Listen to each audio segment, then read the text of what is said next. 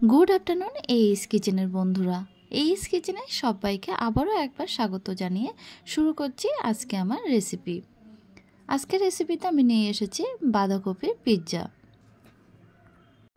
বাঁধাকপির এই পিৎজাটা ছোট থেকে শুরু করে বড়দেরও কিন্তু খুবই একটা আকর্ষণীয় একটা ডিশ।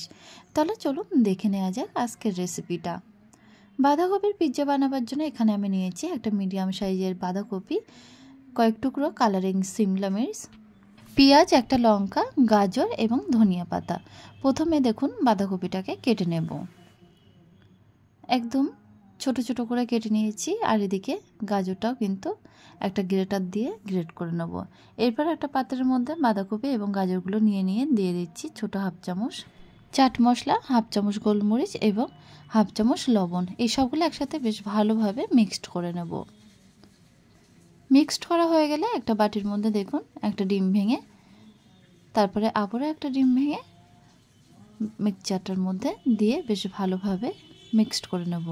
আর দিয়ে দিচ্ছি বাইন্ডিংয়ের জন্য এক চামচ ময়দা, বড় এক চামচ ময়দা দিয়ে দিলাম।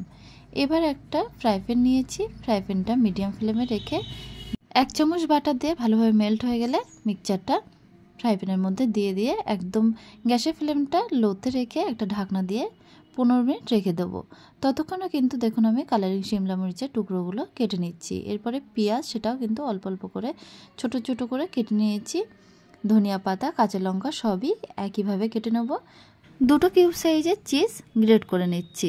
ততক্ষণে 15 মিনিট হয়ে গেছে। এবার ঢাকনাটা তুলে নিয়ে দেখুন পিৎজাটা কিন্তু একটা প্লেটের মধ্যে নিয়ে নিয়েছি। এবার আবারও এক চামচ বাটার দিয়ে ফ্রাই প্যানের মধ্যে পিৎজাটা দিয়ে দেবো অপর সাইডটা ফ্রাই হওয়ার জন্যে। গ্যাসের ফ্লেমটা অবশ্যই একদম লোতে রাখতে হবে। আর দেখুন এক চামচ পিৎজা সস দিয়ে দিলাম।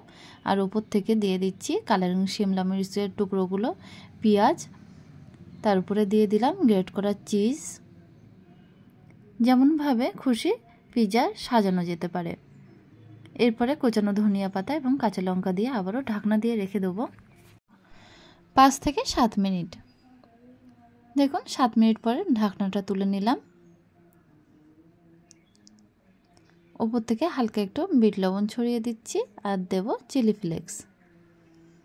তৈরি হয়ে গেছে ক্যাবেজ পিৎজা বা বাঁধাকপির পিৎজা।